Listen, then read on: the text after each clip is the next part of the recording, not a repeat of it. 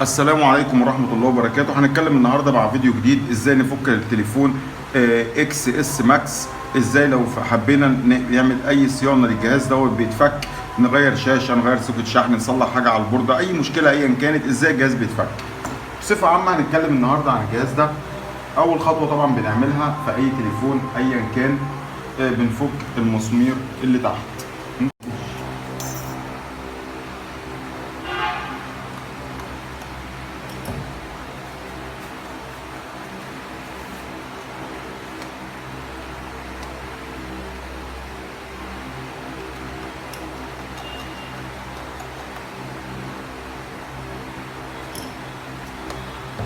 هنا بقى عند مصطفى هنجيب، عايزين نفك الشاشه بدون ان شاء الله عز وجل خسائر.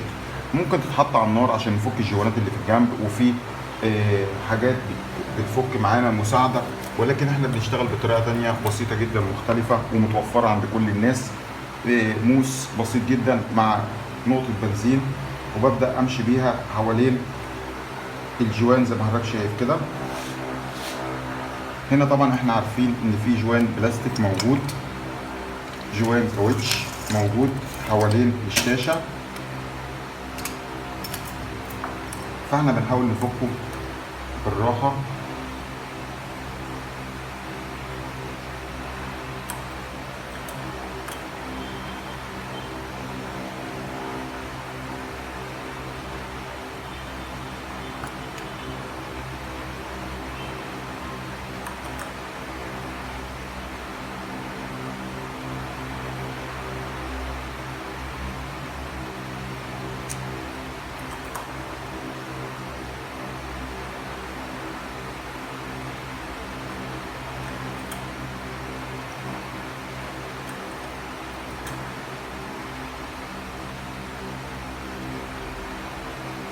اظن كده الموضوع بسيط جدا مفيهوش اي حاجة.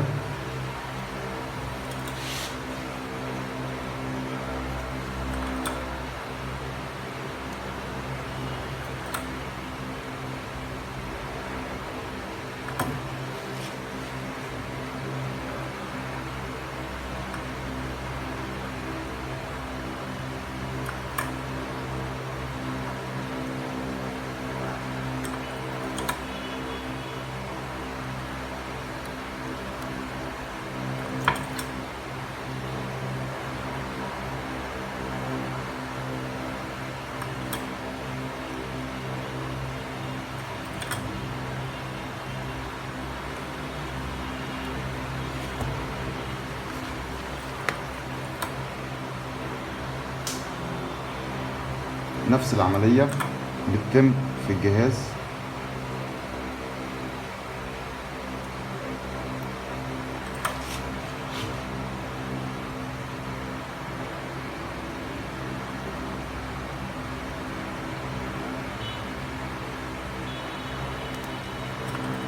وخاصة لو كان الجهاز جديد وما تفكش قبل كده، لازم اكون حريص جدا، وخد وقتك وما تستعجلش. ممكن الفيديو دوت ما يوصلش حضرتك كامل لان الموضوع بياخد وقت طويل، فاحنا بنحاول بقدر المستطاع نقصر حجم الفيديو، ولكن عندنا المهم من الفيديو، المهم النتيجة، ان حضرتك توصل في الاخر لنتيجة، ان بامر الله عز وجل ما يكونش عندنا مشاكل.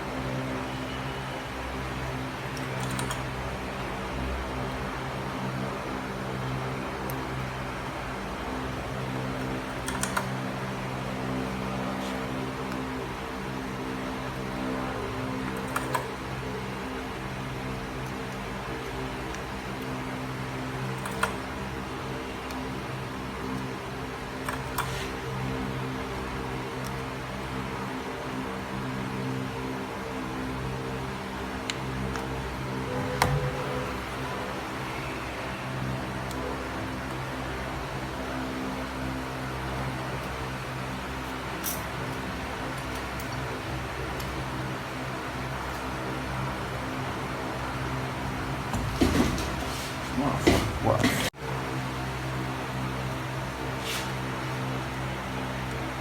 هنا يا جماعه الموضوع لازم تكون حريص جدا ودقيق جدا وشغال بحرص زيادة عن اللزوم، وانت شغال في الجزئيه دي بالذات، خاصه لو حضرتك اول مره تفك الجهاز ده او ما يشبه ليه. لازم تكون حريص بنسبه اكتر من 1000%، مش 100%. هنا الموضوع بالراحه خالص. البنزين اللي اتحط خلى الجهاز يفك معانا بامر الله بادنى مشكله خالص. زي ما حضرتك شايف الموضوع بسيط. خلاص خلصنا الجنب ده. طبعا انا المفترض اكون عارف من الاول الفلاته بتاعت الجهاز ده بتاعت الشاشه مرتبطه بالبورده فين بالظبط، انهي منطقه. طبعا هنا احنا ما بنشدش وما بنزقش، احنا بنمشي معاه الجهاز واحده واحده، بتلاقيه فك معاك خالص بكل سلاسه اهو. لو حضرتك ما عملتش اللي احنا عملناه ده كله هتلاقي الموضوع بالنسبه لك صعب جدا. انا بنفك الجهاز هنا والجهاز مفتوح اهو للناس اهو. دي اول مرحله. واحنا بنفك الجهاز دوت، اول مرحله بنعملها بنفصل البطاريه. ما ينفعش تلمس اي قطعه الكترونيه بايديك، لان ايديك فيها شحنات. فبالتالي انا لابس جوانتي هنا. لابس الجوانتي ليه؟ عشان لو ايديا لمست هنا، ايديا جسم ما يلمسش، ايديا الجوانتي اللي يلمس. هنبدا هنا اول خطوه بنعملها بنفصل البطاريه. طب لو انا مش عارف مكان البطاريه، انا اول مره افك التليفون ده ومش عارف مكان البطاريه، اعمل ايه؟ حضرتك لو دققت كويس هنا، ممكن نجيب الاضاءه كده عشان الناس تشوف. البطاريه اهي، حرك البطاريه اهي وده مدخلها. طب انا مش متاكد، لا فك الحراك المسامير دي. طبعا خد بالك من حاجه، الفلاته دي بتتشد بتتقطع. طيب في كارثه تانية بتحصل، ايه هي؟ الناس وهي شغاله بتشيل الحاجات دي بترميها وبتضيع مكانها، وبحجه ان هي مش عارفه المسامير ومكان المسامير بيتغير. مفيش هنا قطعه ملهاش لازمه، كل قطعه في دول ليها وظيفه. طيب انا حضرتك المسامير دي هتلخبط فيها، الموضوع بسيط. انا اقول لحضرتك تعمل ايه. نكمل تاني الفيديو يا جماعه مع بعض. رجعنا لكم. هنبدا نرفع اول خطوه، بنرفع الفلاتات بالراحه. مسؤوله عن كاميرات، مسؤوله عن باور، ايا كانت. هنا المعامله بتكون بحرص، المعامله بتكون بحرص زياده عن اللزوم. ما تعجلش. ادي اول مسمار.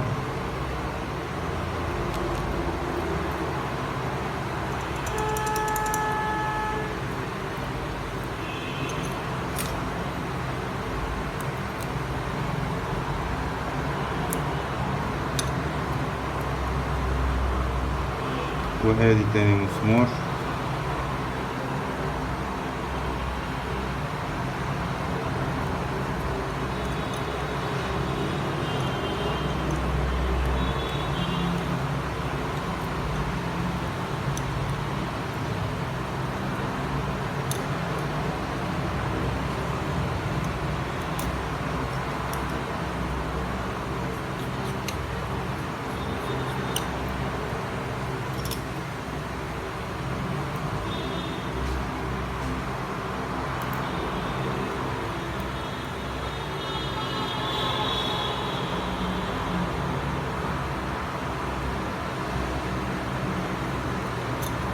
الفلاتات الباقي منها. طبعا الاجهزه دي بتحتوي على كميه فلاتات رهيبه، فلازم نكون حريص ودقيق وانت شغال. وانصح الناس محدش يستعجل، لان الاستعجال هنا مش حلو.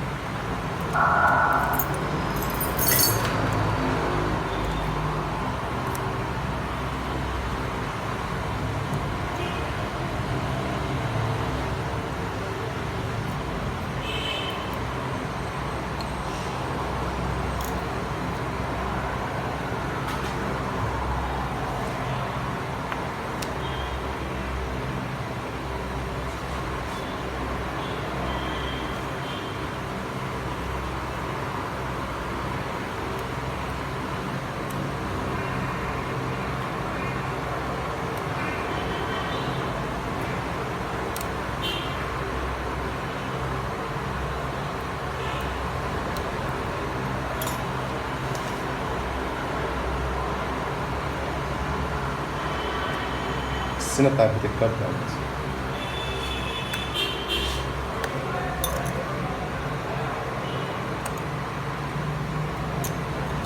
الله ينور عليك يا درش. ما هو كده كده انا مش انا بص بالراحه. ايوه هلاقي حاجه موقفاني هرجع لها. وكويس ان احنا بنغلط في الفيديو علشان الناس تبقى فاهمه ان انت بالراحه بس. يعني ايه؟ فيديوهاتنا ما بتكونش متمنتجه، ما بيكونش فيها اي لعب. اللي بيحصل احنا بنعرضه، ودي حاجه كويسه عشان اللي بيتفرج على الفيديو وهو شغال يكون حريص، ولما انت بتقع قدامه في غلط هو بياخد باله منه وهو بيفك.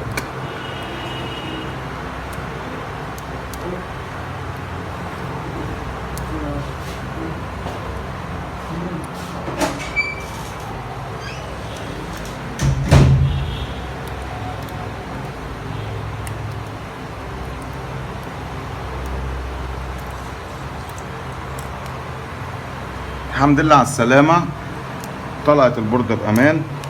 عايزين نفك البطارية. تقريبا التليفون ده مفكوك قبل كده، وده اللي واضح يعني من أول ما فكناه، والبطاريات دي متغيرة. شفت بقى؟ لأن لو مش متغيرة مش هتكون ملزوقة اللزقة دي، وهيكون لها طريقة تانية في فكها. طب هنا دي برضو دي ملزوقة. دي ايه؟ ملزوقة تقريبا، ديت مش متغيرة. احنا هنعمل كده. مش متغيرة. ممكن ستوب دي واحده. نعم فندم؟ ستوب دي واحده. خد وقتك ومش مهم. انا مش قصه ان انا بعمل فيديو، قصه ان انا عايز اشتغل صح. يعني من غير فيديو انا هعمل نفس الكلام يا مصطفى.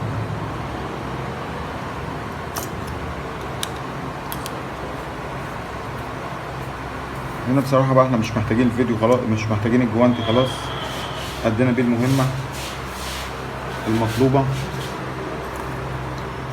بنبدا نشد الجزء ده بنبدا نشد الجزء ده بالراحه.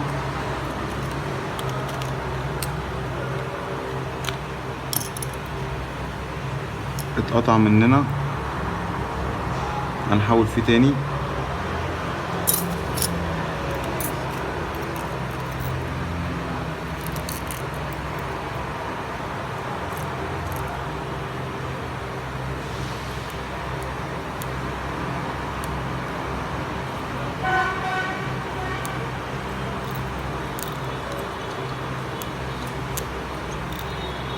دي افضل طريقة لفك البطارية، ان احنا بنسحب الحاجة اللي ملزوقة بيها بالراحة، واحدة واحدة اهي.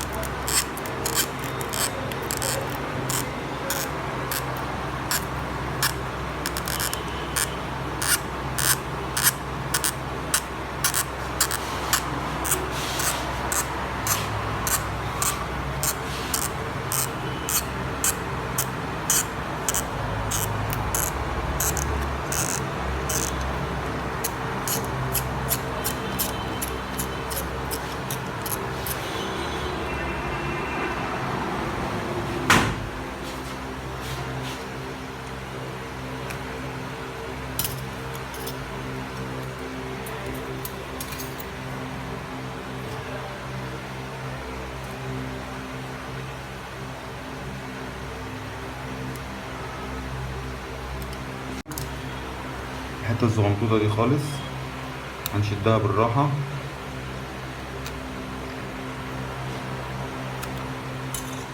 نبدأ نفك اهي. طب لو مش عايز تطلع معايا كده هحط لها سنة بنزين، سيكة صغيرة خالص.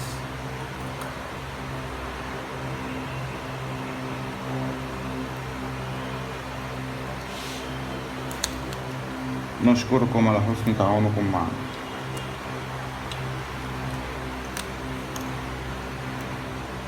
مبروك عليك يا باشا.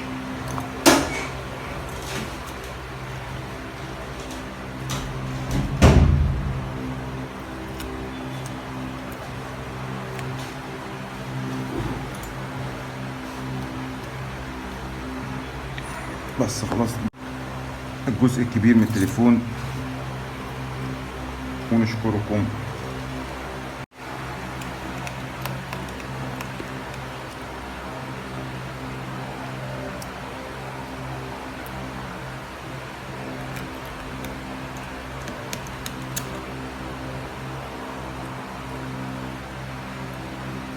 عند متوقفش يا مصطفى.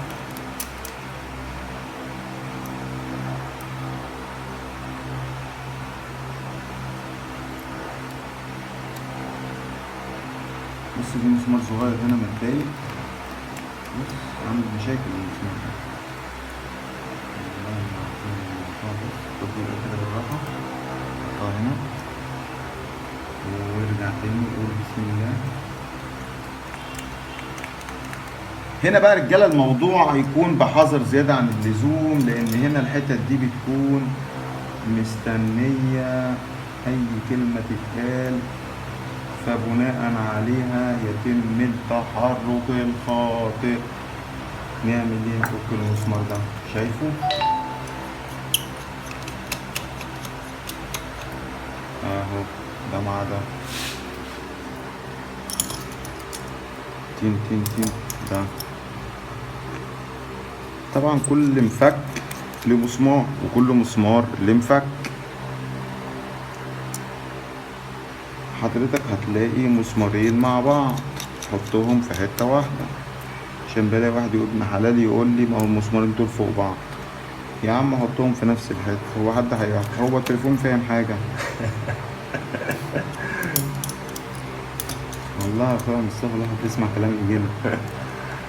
يقول لك انا اول مرة افك التليفون ده. طب يا عم انت فكيتي في حياتك قبل كده؟ انت بقالك كام يوم شغال؟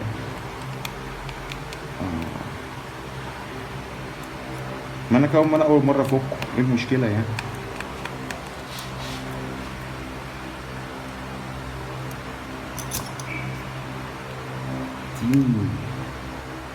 بص بقى ده بيتفك ازاي، ده الفيبريشن. ده بيتفكك كده مع بعض. دي لزقة، كده مع بعض. دي لزقة يا ده هدايات، دي لزقة مش فلات.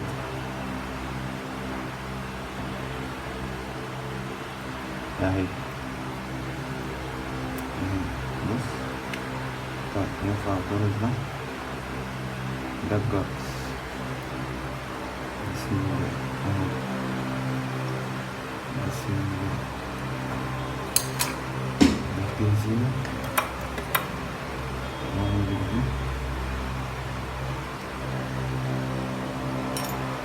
بس هنا ده البنزينة. طب بنزينة حط هنا عشان متضربش، نعمل كده. ايوه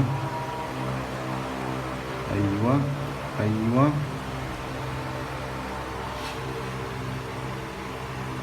بسم الله بسم الله.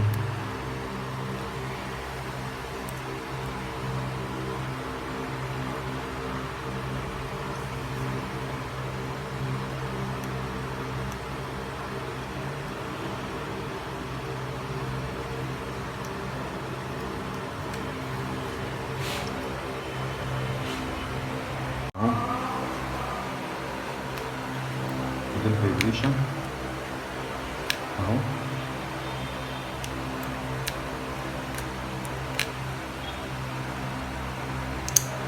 وادي بقية الفلاتة.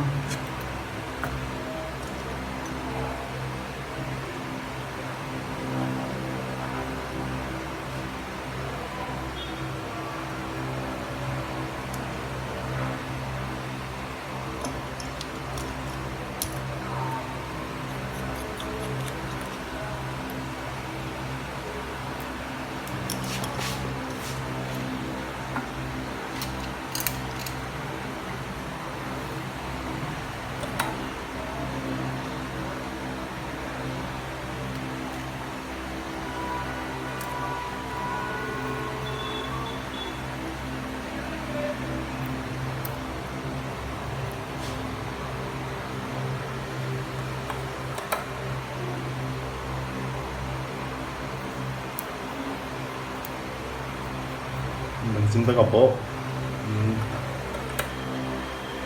بس مش بكتره ومش في اي مكان.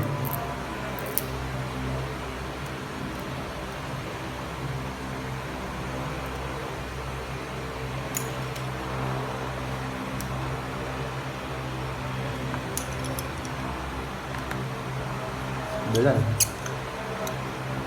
بعيد دي.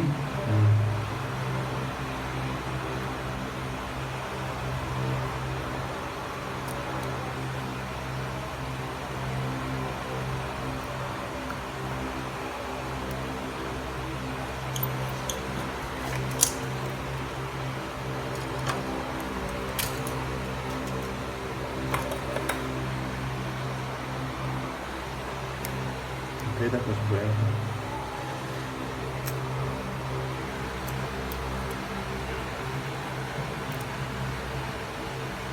لازم.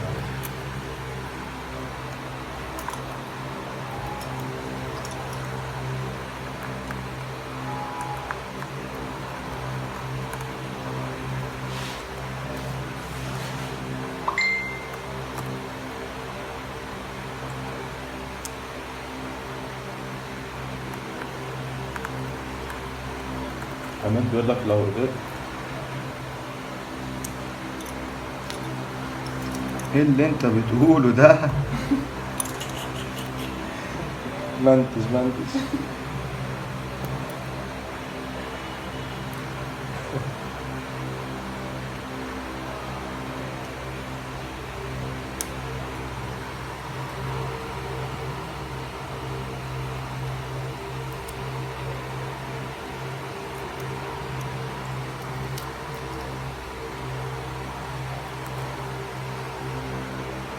وهاي الفلاتة.